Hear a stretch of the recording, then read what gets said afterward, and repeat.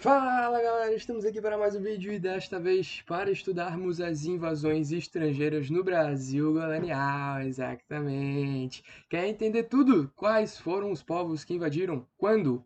Por quê?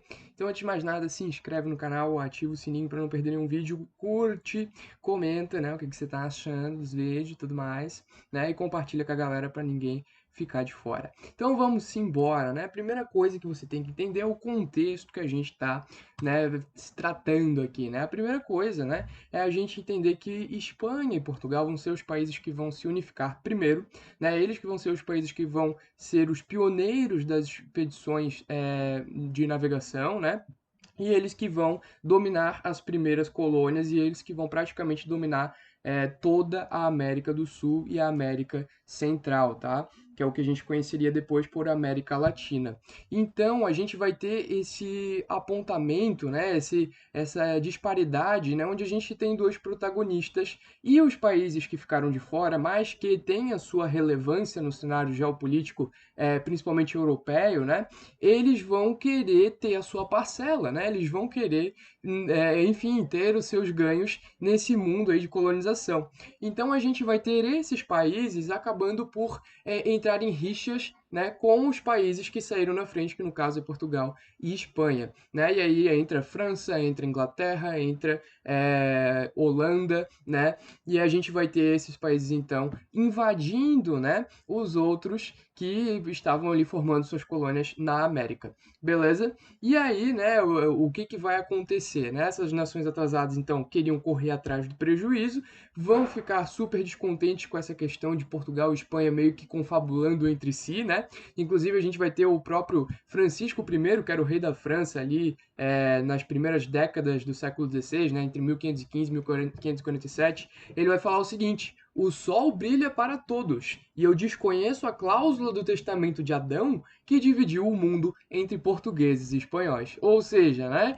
Que desgraça é essa que Portugal e Espanha dividem o mundo entre si e não convida a França, né? Ele não estava preocupado com a Inglaterra, né? Não estava preocupado com a Holanda, mas ele queria, né? Pô, que é isso, cara? É injusto, né? Os dois ficarem dividindo através de tratado de Tordesilhas, através de outros tratados, né? E a França ficar de fora, os outros países ficam de fora, né? Então era uma coisa aí que era bem criticada por diversos chefes de Estado, né, essa separação do mundo entre Portugal e Espanha. E aí a gente vai ter o início das invasões como represália, como resposta, né, a esse oligopólio, né, esse bipólio, né, entre esses dois países dos territórios americanos. Então, né, as primeiras coisas que vão acontecer vão ser invasões pontuais, né, principalmente da França, que são essas invasões, inclusive pontuais, ao longo da costa brasileira, que vão incentivar as expedições guarda-costas, né, que vão ser as primeiras expedições ali patrocinadas por Portugal, né, um destaque aí para o navegador Cristóvão de Axis, né, que vai ser um dos caras que vai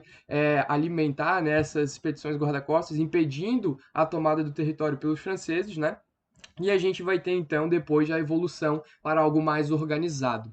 E aí, em 1555 a 1567, a gente vai ter uma esquadra francesa liderada pelo carinha chamado Villegagnon, né? Que seria então essa esquadra que invadiria o Rio de Janeiro, né? Eles iriam então construir o Forte Colline, né? Na entrada da Baía de Guanabara, e eles tentariam então fundar naquela região a França Antártica, tá? Que seria um local principalmente relativo ao comércio, né, para alimentar com, enfim, as especiarias daquela região, com um entreposto comercial de fato, né, uma região estratégica para a realização de comércio, como também um refúgio para os huguenotes, né? O que são huguenotes? São os protestantes de origem calvina que vêm lá da Europa, né, que estavam sendo perseguidos pelos católicos. Então, teria essas duas funções, né? Uma estratégia que os franceses da França Antártica, né, a dita França Antártica, utilizaram para tentar se instalar nessa terra foi a aliança com os tamoios, né, também conhecidos como tupinambás, que vão acabar, né, entrando em guerra com uma outra, enfim, uma outra repartição ali dos grupos indígenas, tá? Uma outra matriz indígena, e assim eles conseguem, né, forçar os habitantes locais a trabalharem em prol dos seus interesses, né? Os franceses foram bem espertos, mas ainda assim não deu muito certo, Por quê? Porque a gente vai ter o Mendes Sá, que era o governador-geral da época, promovendo enfim, todo um contingente, né, tentando expulsar os franceses da região. Eles vão acabar destruindo o Forte Coligny, né? Só que eles não vão finalizar o serviço e vão ter alguns remanescentes franceses que vão ficar por ali, vão reconstruir o forte, né? E eles vão então continuar, né, esse sonho da França Antártica. Mas depois, né, 5 anos depois, o Mendes Sá ele percebe que não conseguiu obliterar completamente, né, a presença francesa daquela região. Ele chama o sobrinho dele, o Estácio de Sá, né, e é daí que vem o nome da faculdade, inclusive, né, Estácio de Sá. E a gente vai ter aí a expulsão dos franceses efetivamente, tá? E aí você pensa, não, mas os franceses então nunca mais vão pintar aqui no Brasil. Não, eles pintam sim, só que um pouco mais ao norte, tá? Então eles vão lá para o Maranhão, lá em 1612 a 1615, liderados pelo Daniel de la Touche, tá? Ou de la Touche, não sei como pronuncia, mas enfim, né? E eles vão então tentar se apoderar dessa região conhecida como uma das regiões próximas ali à foz do Rio Amazonas, que era uma região muito estratégica para Portugal, tá? Então a gente vai ver ali quando a gente for estudar a interiorização, né, tratados de limites, que teve uma certa importância nessa região mesmo ali no século XVII, tá? Principalmente relacionada às drogas do sertão. Então recomendo bastante vocês darem uma olhada nessa aula também, tá? Então a gente vai ter essa invasão ao Maranhão, que vai durar pouco tempo, tá? Ali de 1612 a 1615, onde eles vão tentar fundar a França Equinocial, tá? Eles vão construir o Forte de São Luís, né? Que viria, porventura, ser a capital do Maranhão posteriormente, né? Mas eles vão ser expulsos dessa região, tá? E aí, né, você pensa, beleza, acabou, né? França, Antártica, Rio de Janeiro, mais para baixo, França, Equinocial, Maranhão, mais para cima, acabou, nunca mais invadiram. Mentira, tá? Eles viriam a tentar invadir de novo o Rio de Janeiro lá para o século XVIII, lá para 1710, tá? Quando o corsário francês Duclerc vai tentar saquear o Rio de Janeiro, mas ele vai acabar sendo aprisionado e assassinado, tá? Um ano depois, um amiguinho do Leclerc, o Duguay-Trouin, né, ele vai tomar o vilarejo, né, os vilarejos principais ali do Rio de Janeiro, e ele vai pedir um resgate para não incendiar o Rio de Janeiro. Olha que loucura, né? Os franceses já tomaram o Rio de Janeiro como refém, né? Que loucura. E aí a gente vai ter o Duguay-Trouin ganhando 610 mil cruzados, né, como resgate, né, e 100 caixas de açúcar e 200 bois. Ele vai levar tudo isso para a França, né, em troca de não incendiar o vilarejo, né, que seria um dos principais ali do Rio de Janeiro no século XVIII. Então, essa é a última ocasião em que a França invade o Brasil, né? Esse caso é um pouco mais isolado, com algumas poucas pessoas, né? E os casos ali do século XVI e XVII com um pouco mais de efetividade, tá? Um pouco mais de patrocínio francês, digamos assim. Tranquilo?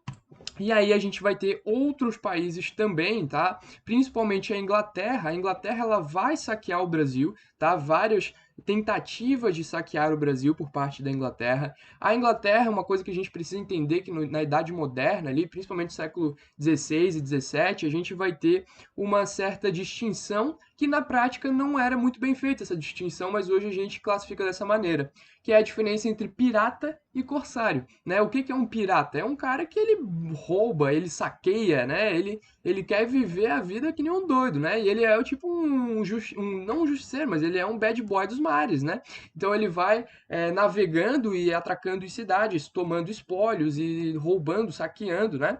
E ele faz isso por conta própria. A diferença do pirata para o corsário é que o corsário ele é patrocinado pela coroa, né? Ele é patrocinado pelo país a qual ele pertence. Então, o corsário muitas vezes ele trabalhava em nome da Inglaterra, enquanto o pirata ele agia por conta própria. Beleza? Na prática, era tudo a mesma coisa, tá? Portugal, Espanha, enfim, os países eles achavam que era tudo a mesma coisa. Beleza?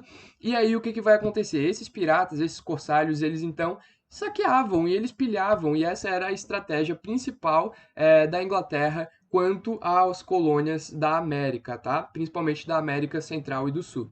E aí a gente vai ter, Bruno, me diz um exemplo aí do que eles faziam. Eles chegavam nas feitorias e roubavam tudo que tinha naquelas feitorias, sejam moeda, sejam produtos agrícolas, né? Seja artesanato, roubavam o que tinham, né? Ou então eles esperavam uma carga de açúcar sair do porto, do cais, né? Eles assaltavam aquele navio e levavam para a Inglaterra, ou enfim, para um outro lugar, né? Então eles assaltavam essas cargas de açúcar também. Corsários famosos, que talvez já tenha ouvido falar em algum tipo de filme, né? A gente tem aí Piratas do Caribe, que retrata muito bem a situação dessa época, né? O Piratas do Caribe no Fim do Mundo, inclusive, vai tratar um pouco mais de como que foi o processo de industrialização, então um pouco mais avançado, né? Mas é uma coisa interessantíssima, né? Que traz essa questão que não é só fantasia, existiu de fato piratas, não como no filme, mas existiu essa situação aí, tá? Então a gente tem corsários famosos como Edward Fenton, lá em 1583, que vai acabar assaltando alguns vilarejos em Santos, né? Aqui no Brasil. O Robert Washington, que vai pilhar alguns vilarejos lá em Salvador em 1587, entre outros. Thomas Cavendish, James Lancaster, né? O próprio Jack Sparrow. Não, mentira, esse não, não existiu, tá, galera? Mas enfim, a gente vai ter todas esses saques, né? Por corsários e piratas ingleses, né? Que vão ocorrer principalmente no fim do século XVI, né? Esse momento em que a Inglaterra queria dar a volta por cima e queria, né, sair desse momento histórico que ela tinha acabado de ingressar, né, que ela tinha muito problema com Guerra de 100 Anos e passando pela estruturação do Estado e começando, né, a adquirir algum tipo de protagonismo nessa corrida de navegação. E de fato ela vai conseguir, principalmente no século XVI, ali, quando ela consegue tomar as Índias de Portugal, principal motivo pelo qual o Portugal acaba decidindo colonizar o Brasil. Tá bom, galera? E a partir daí, a Inglaterra crescendo cada vez mais a sua frota marítima. Beleza? E aí, né, muita gente se questiona, tá? Foi só Inglaterra e França? Não, tá? Ainda teve Holanda e Espanha. Só que o caso holandês e o caso espanhol, eles precisam ser entendidos dentro do contexto de União Ibérica, né? Que é aquele momento em que Portugal e Espanha viram um país só. E a gente vai ter um mega império ibérico, né? Mas, né, isso fica para uma próxima aula. Então, eu recomendo fortemente que depois dessa aula você assista a aula de União Ibérica e depois a aula de invasões holandesas, né? Aquela questão toda do Maurício de Nassau, né? Aquela questão toda, né, do comércio do açúcar e tudo mais. Beleza? Então, te vejo numa próxima oportunidade. Espero que tenha te ajudado. Beijão, valeu, fui!